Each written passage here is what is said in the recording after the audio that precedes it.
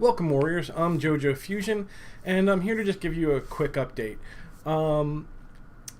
Basically, my surgery is tomorrow, and pre-surgery anxiety has kicked in, so I'm probably just going to record this real quick and update it and upload it as is. I do that for most of my videos. So, first thing you're going to notice is I'm bald now.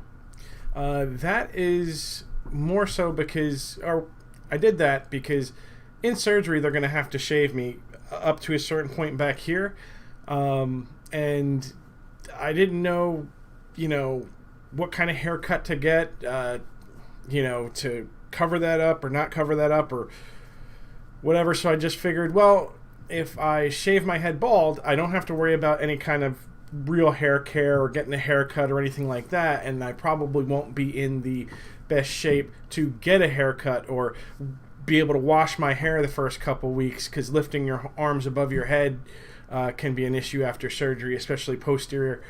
So I just shaved it bald. It'll grow back. I also had to shave my goatee off, or at the time I did my last videos, it was a beard, because they need under here shaved so that they can get at that. My surgery, the plan of approach has changed. On Super Bowl Sunday, my surgeon called me, and initially I was supposed to get a C2 to T2 fusion with laminectomy.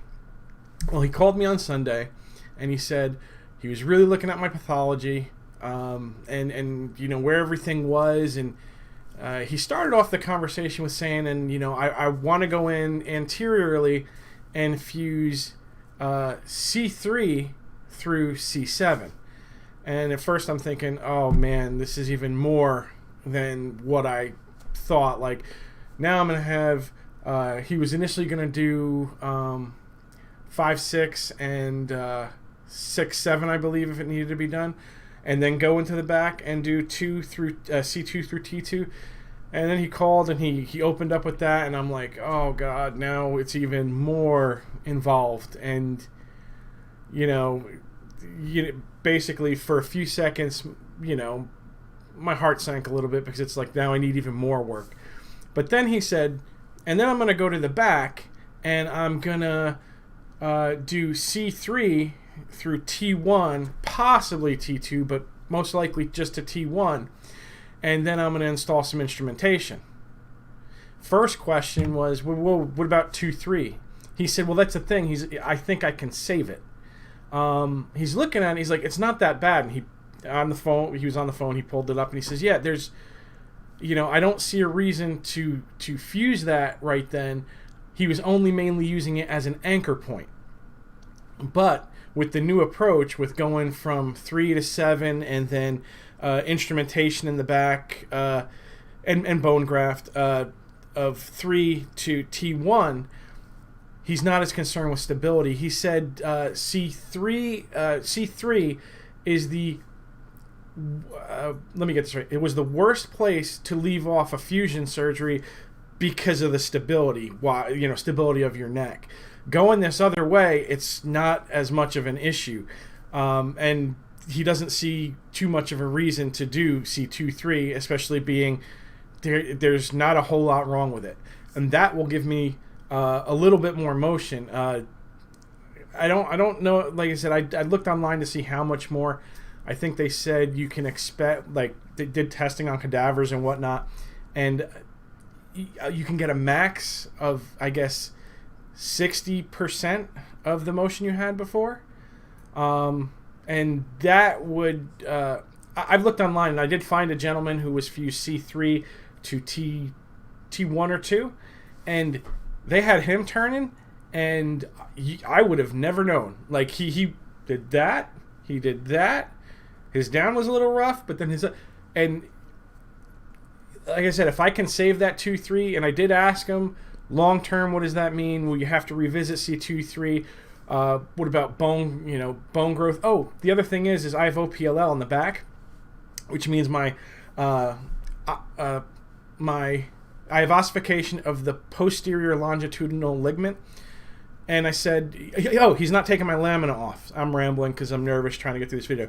So the other thing is, he's not cutting my lamina off. So I'll have all my lamina. So I said, how are you going to deal with that? And I probably should have paid a little more attention, but I think he said there's a way that he can go in and either release it or do something to it that'll allow my cord to drift back and give it the room that it needs.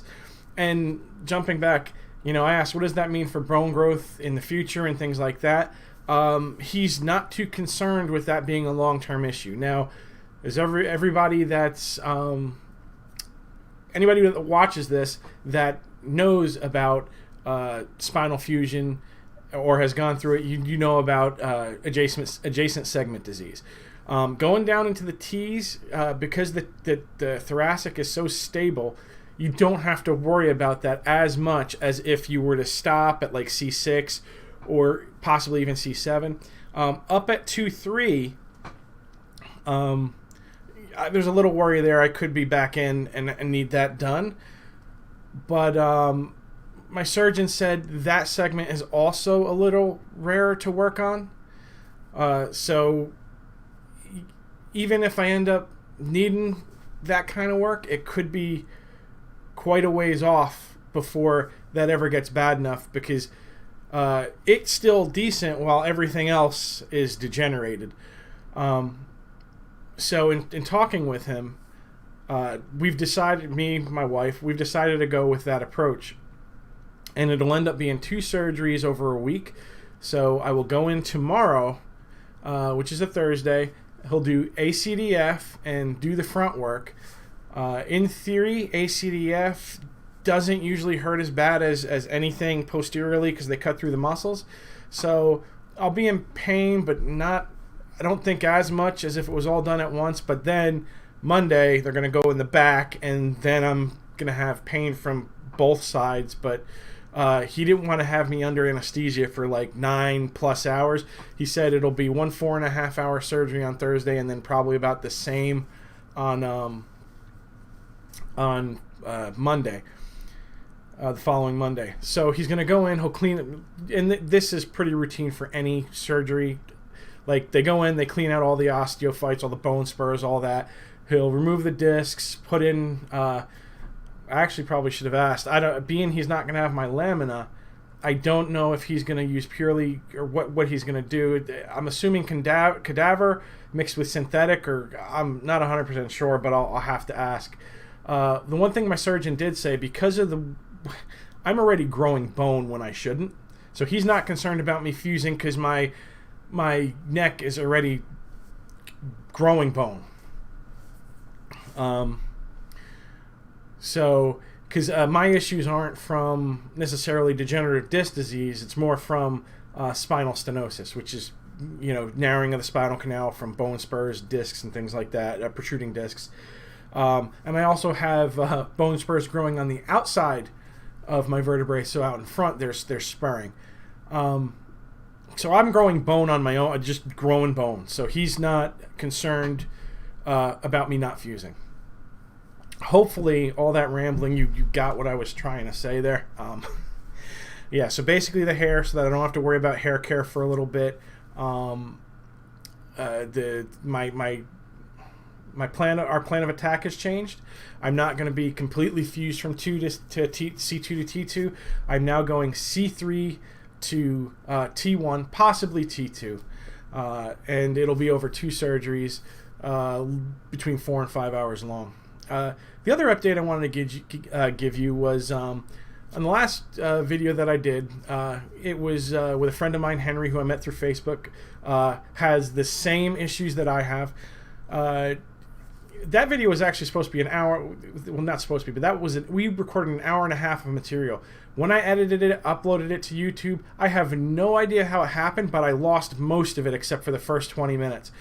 I couldn't even find the video on my computer, and I have no idea how I did that. So when he's up to it and when I'm up to it after we recover, I hope to get back together with Henry and kind of revisit the information we had discussed over that whole long segment. We were going to split it up into 3 videos.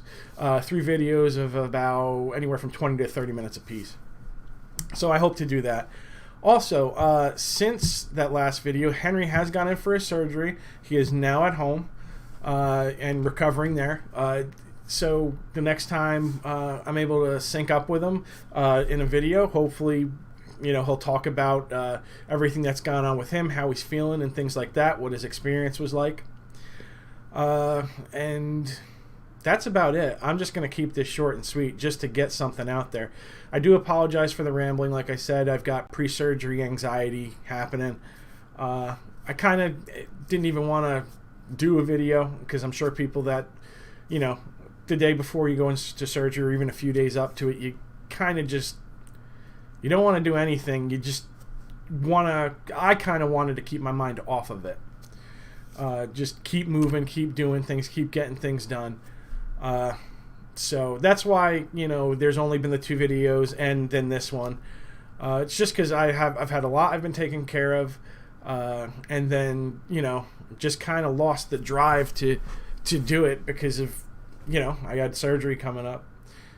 So you get a little anxious, you get a little depressed, which I believe is normal. But anyway, I want to thank you for watching this, and that's about it. And remember, you don't have to be the best warrior, just the best warrior you can be.